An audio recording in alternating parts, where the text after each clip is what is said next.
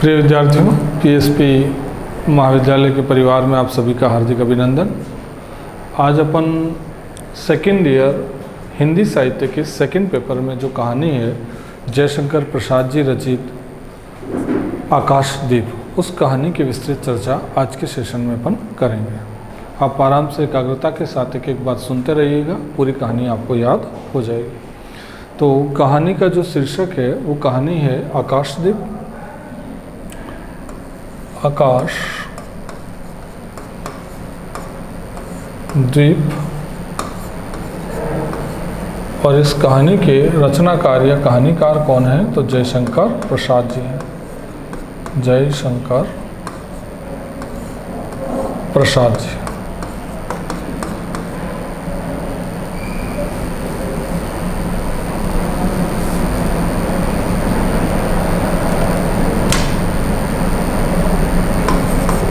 जयशंकर प्रसाद जी रचित कहानी है आकाशदीप। ये हमारे पाठ्यक्रम के द्वितीय वर्ष के द्वितीय प्रश्न पत्र में संकलित है।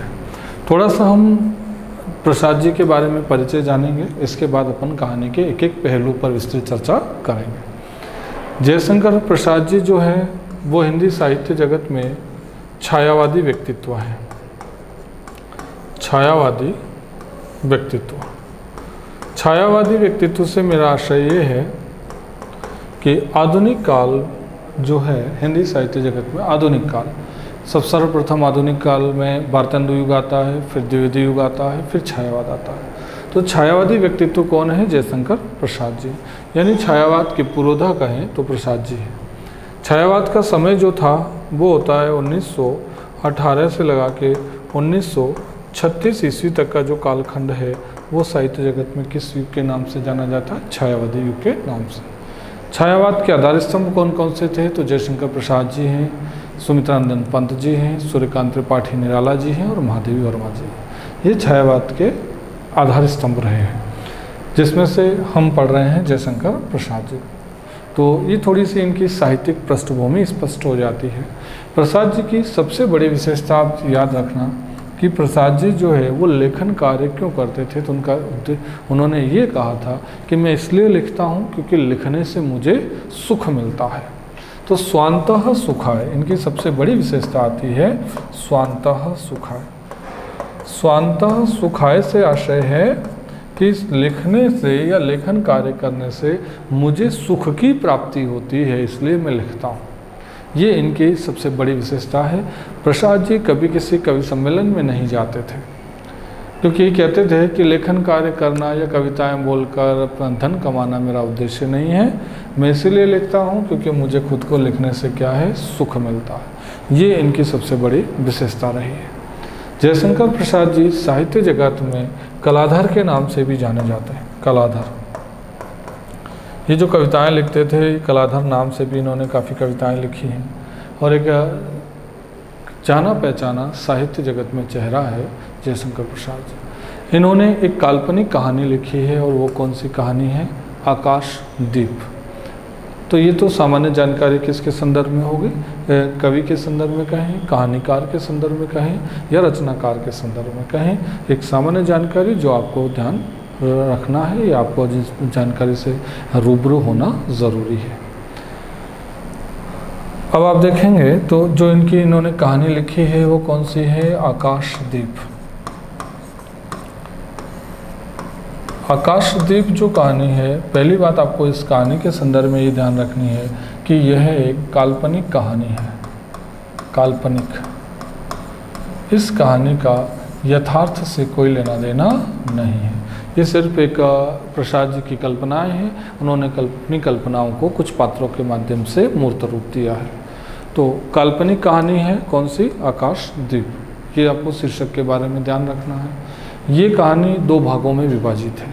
एक तो इसमें पोत पर सारे घटनाक्रम होते हैं, पोत यानी जहाज पे, और दूसरा एक चंपा द्वीप की भूमिका आती है। उस द्वीप की जो बातचीत होती है वो इसमें शामिल की गई है। तो इस कहानी के जो प्रमुख पात्र हैं, सबसे पहले अपन पात्रों को समझ लेंगे, फिर उन पात्रों की कहानी में कहाँ क्या क्या भूमिका रही है वो एक एक करके जानेंगे। तो यहाँ आपको ये जानकारी मिल गई कि ये कहानी किस पर कैसी कहानी है, तो काल्पनिक कहानी है।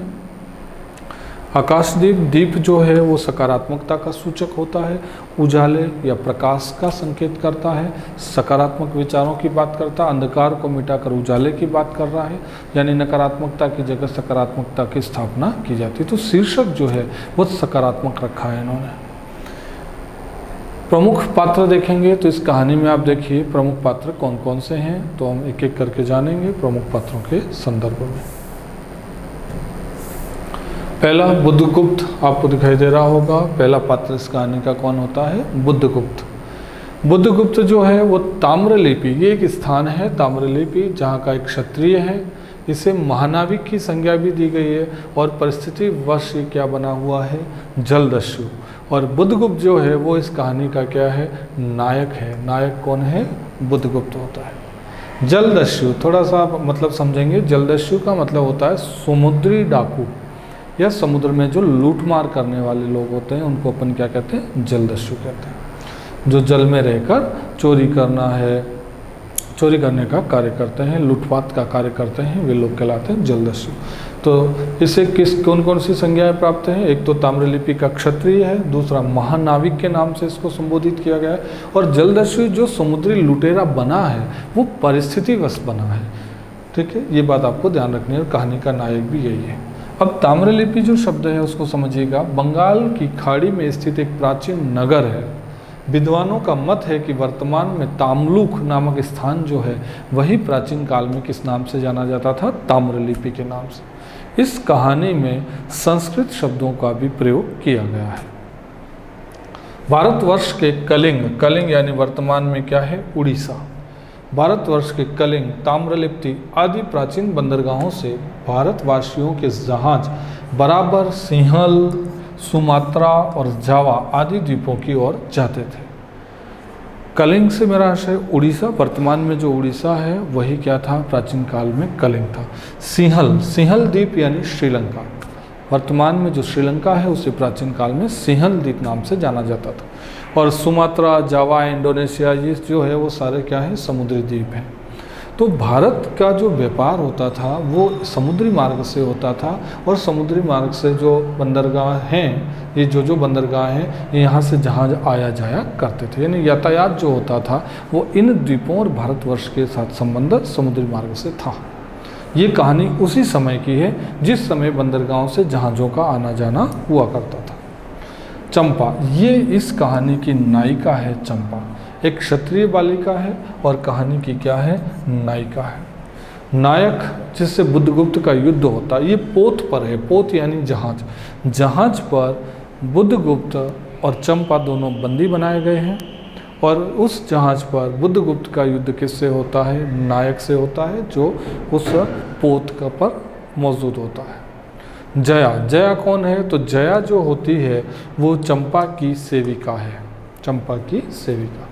पोताध्यक्ष कौन होता है? पोत का अध्यक्ष जो है वो होता है मणिभद्र। स्थान कहाँ पे है? तो एक तो समुद्र है और दूसरा कौन सा है? चंपा द्वीप।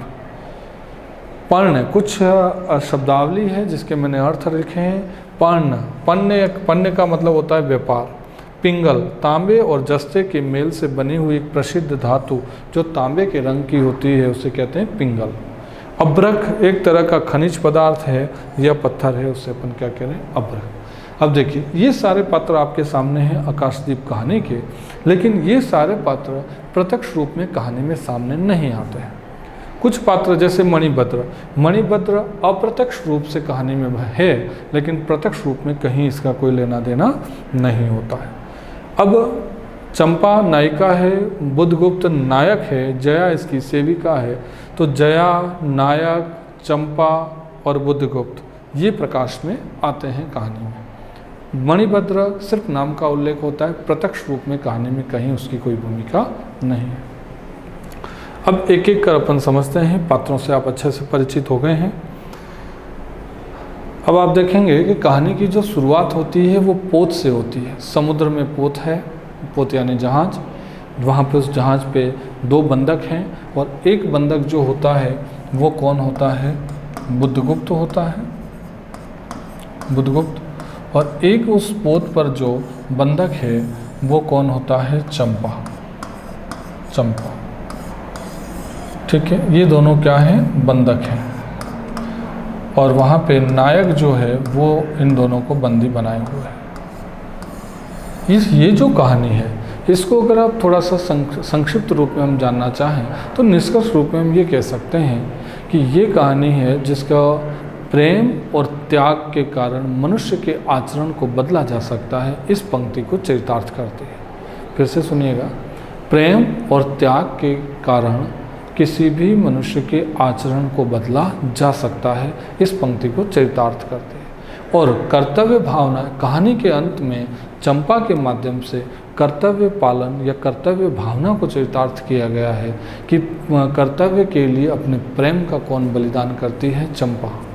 तो इसमें कर्तव्य भावना की प्रधानता है, त्याग और समर्पण वाली बात आएगी, मनुष्य के आचरण में परिवर्तन वाली बात आएगी। ये सारी बातें इस कहानी में मुख्य रूप से दी गई है। यानी लोक कल्याण की भावना इस कहानी के अंदर निहित है, कर्तव्य भावना इस कहानी में निहित है। प्रेम और त्याग की वास्तविक परिभाषा भी हमें इस कहानी में देखने को मिलती है। तो कहानी की जो शुरुआत होती है वो समुद्र से होती है। समुद्र में एक पोत है, उस पोत पर बुद्धगुप्त और चंपा नाम के दो बंधक हैं। सागर के अंदर, समुद्र के अंदर हिलोरे आ रही हैं। दोनों बंधक एक लुढ़कते हुए कभी पास में आते हैं, कभी दूर चले जाते हैं। तो पहला जो बंधक है चंपा, वो अपने आप को बंधन से मुक्त करा देती है और फिर दूसरा जो बंधक है बुद्धगुप्त, उससे वो जाके टकराती है।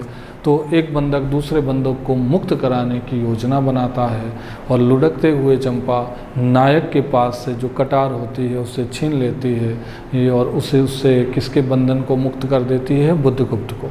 तो सागर की हिलोरों के साथ ही बंधक लुढ़कते लुढ़कते एक दूसरे से बंधन से मुक्त कर देते हैं।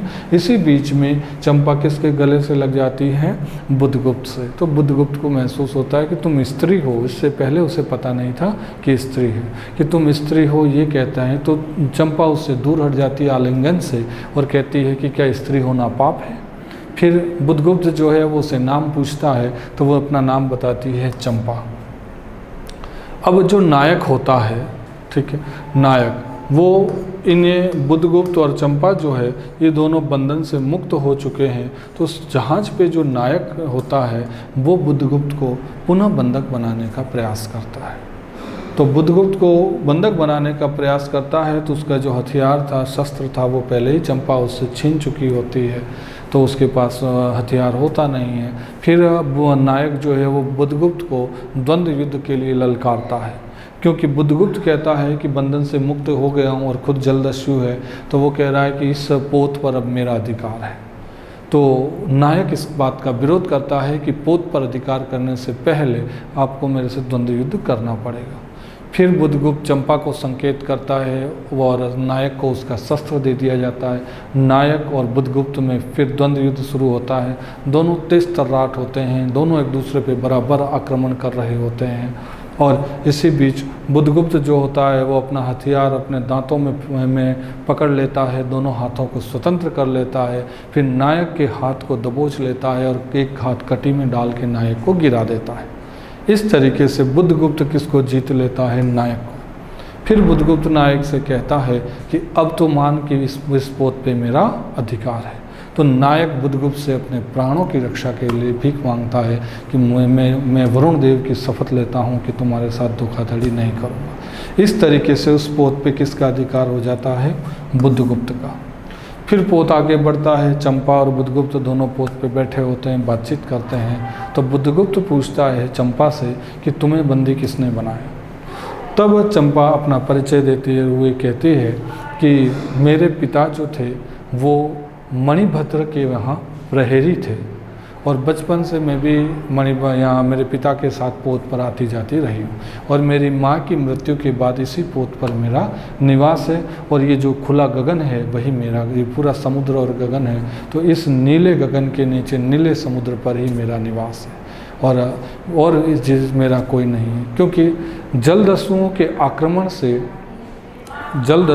आक्रमण से चंपा के पिता की मृत्यु हो चुकी होती है और मणिभद्र जो होता है वो चंपा की मृत्यु के बाद चंपा से घृणित मांग करता है और चंपा उसकी घृणित या पाप वासना की मांग को ठुकरा देती है, इसलिए मणिभद्र जो होता है वो चंपा को बंधक बना देता है।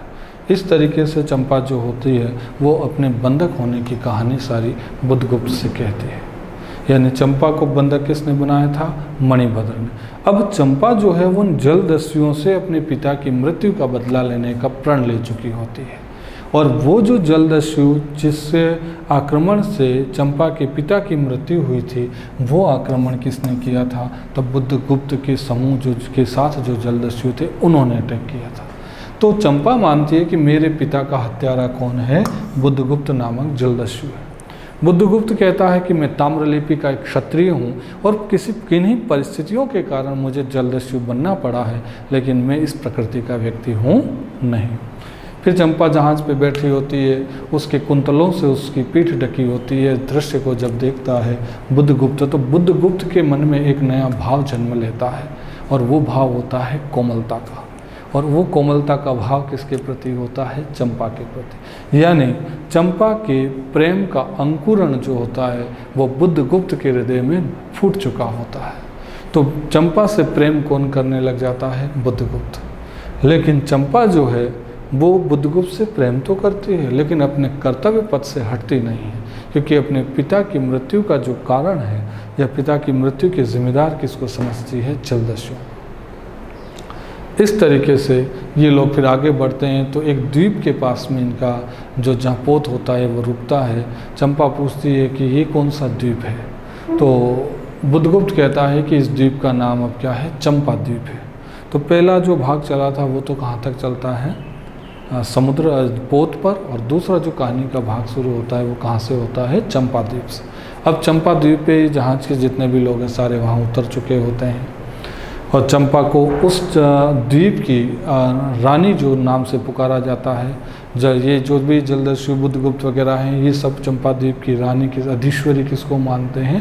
चंपा को मानते हैं। और वहीं पर जया नामक सेविका की भूमिका भी हमें देखने को मिलती है। चंपा जो होती है इस द्वीप पे आकाश दीप जलाती है, और चारों तरफ जो अंधकार होता है वो आकाशदीप की रोशनी से जगमगा उठता है, और अंधेरे की जगह उजाले की स्थापना होती है। यहाँ पर दीपक जो है वो किसका प्रतीक है? तो अंधकार की जगह प्रकाश, यानी चारों तरफ जो अंधेरा छाया रहता है, क्योंकि इस आकाशदीप की स्मृति उसे अपनी माँ से प्रेरणा मिलती है। चंपा कहती है कि मेरे पिता जब समुद्र में जाते थे पोत पर, तो माँ जो होती थी वो घर पे दीपक जलाती थी और ये कहती थी कि मेरे पति या स्वामी जिस अंधकार में गए हैं, इस दीपक की रोशनी से उन्हें प्रकाश या उन्हें रास्ता मिलना चाहिए, और उनके साथ किसी भी प्रकार की दुर्घटनाएं या नकारात्मकता उनके साथ नहीं जुड़े, और इस प्रकाश की रोशनी से उन्हें रास्ता मिले और वो एक उन्हें एक सकारात्मक राह मिले और अपने गंतव्य तक पहुँचे। तो फिर जैसे इसके पिता जहाँ से पुनः घर आते थे, तो आते ही वो कहते थे कि तेरे इस दीपक की उजाले ने मुझे भटकने से रोका और मुझे सही रास्ता दिखाया। तो यही जो स्मृति है उनको संजोए हुए कौन होती है? चंपा। और उसी परंपरा का ये भी निर्वाह करती है कि जलदस्यु जिस तरीके से इस अंधकार में डूबे हुए हैं, शायद ये दीपक की रोशनी उन्हें अंधकार से प्रकाश की ओर ला पाए। उनकी मानसिकता, उनके सोचने समझने की शक्ति, उनके कर्मों में परिवर्तन ले आए। अब ये एक यहाँ पर जो बुद्धगुप्त होता है चंपा से फिर प्रणय प्रस्ताव रखता है। चंपा प्रणय प्रस्ताव को अस्वीकार कर देती है। वो कहती है कि तुमने भले ही शस्त्र त्याग दिया है, लेकिन हृदय से तुम क्या हो? जलदस्यु हो। और इससे वो प्रेम ज़रूर करती है, लेकिन उसके प्रणय प्रस्ताव को चंपा स्वीकार नहीं करती। बुद्धगुप्त इसे विश्वास दिलाता है कि अब तो जावा, सुमात्रा, सारे द्वीपों की तो अधीश्वरी है। तेरे लिए मैंने नए द्वीप की स्थापना कर दी, नई प्रजा की स्थापना कर दी, तो जो कहे वो मैं करने के लिए तैयार हूँ। लेकिन फिर भी चंपा बुद्धगुप्त को स्वीकार नहीं करती है। बुद्धगुप्त चंपा के लिए एक बहुत बड़ा प्रकाश स्तंभ बनवाता है, और ये सारे लोग वहाँ पे उपस्थित होते हैं। चंपा से ये कहता है, जब चंपा कहती है कि ये सारा कैसा आयोजन किया हुआ, तो जया कहती है कि हमारी रानी का विवाह है। फिर चंपा झकझोर कर बुद्धगुप्त से पूछती है कि क्या कह रही है जया। बुद्धगुप्त कहता है कि अगर तुम्हें कोई आपत्ति नहीं हो तो जया जो कह रही है वो सही कह रही है, हम विवाह कर लेते हैं और विवाह के बाद हम अपने देश भारतवर्ष लौटते हैं। लेकिन चंपा जो है वो इस बात को अस्वीकार कर देती है और कहती है कि हे महानाया नाविक, तुम जो हो वो भारत अपने देश लौट जाओ और मुझे यहाँ अकेला छोड़ दो, क्योंकि मैं इसी तरीके से आकाशदीप जलाती रहूँगी और अंधेरे की जगह में उजाले की स्थापना करूँगी, और मेरे पिता की जो मृत्यु हुई है और ऐसी घटनाएं पुनः न हो, या मैं उनकी मृत्यु का जो विश्लेषण है वो इस प्रकाश की रोशनी में करना चाहती हूँ। और जलदस्यु जितने भी हैं जो जिस नकारात्मक मार्ग पर चल पड़े हैं उन्हें मैं नकारात्मक से सकारात्मक मार्ग पर लाने का प्रयास करती रहूँगी। ये बात बुद्धगुप्त को कही जाती है। बुद्धगुप्त फिर अपने आप को समझाते हुए वो भारतवर्ष में वापस पुनः आने का निश्चय करता है, और चंपा जो होती है उस चंपा द्वीप पर अकेली रहती है, आकाशदीप जलाती रहती है, और एक समय आता है कि चंपा की भी मृत्यु हो जाती है। इसी के साथ इस कहानी का अंत हो जाता है। तो इस कहानी के अंत में अपने प्रेम को अस्वीकार करना या अपनी कर्तव्य भावना के लिए प्रेम को ठुकरा के बलि देना, ये सबसे बड़ी विशेषता है। तो कर्तव्य भावना की प्रधानता के कारण प्रेम का त्याग जो है वो किसने किया था? चंपा ने किया था। और उस चंपा के प्रेम और त्याग भावना ने ही कि बुद्धगुप्त की जो आचरण था, जो स्वभाव था, उस स्वभाव में बहुत बड़ा परिवर्तन आया था। क्योंकि वो जलदस्यु था, लेकिन जलदस्यु से के कर्मों से वो पूर्णतः क्या हो चुका था? मुक्त हो चुका था। और वो मार्ग जो था वो मार्ग नकारात्मक मार्ग छोड़ चुका था और सकारात्मक मार्ग पे आ गया था। तो जयशंकर प्रसाद जी ने इस काल्पनिक कहानी के माध्यम से समाज को एक सकारात्मक ऊर्जा और एक सकारात्मक सोच देने का भरपूर प्रयास किया है। और प्रेम का त्याग और कर्तव्य भावना की प्रधानता की स्थापना जो है वो इस कहानी में की गई है। तो मैं आशा करता हूँ कि आकाशदीप जो कहानी है वो आपको अच्छे समझ में आ गए होंगे, एक एक पात्र से आप परिचित भी हो गए होंगे, और इन्हीं बातों को लेकर जब प्रश्न बनता है तो इन चरित्रों की भूमिका के माध्यम से हमें विस्तार से उसमें लिखना है। तो फिलहाल इस कहानी में यहीं तक, अगली कहानी अपन अगले वीडियो के माध्यम से पढ़ेंगे। धन्यवाद।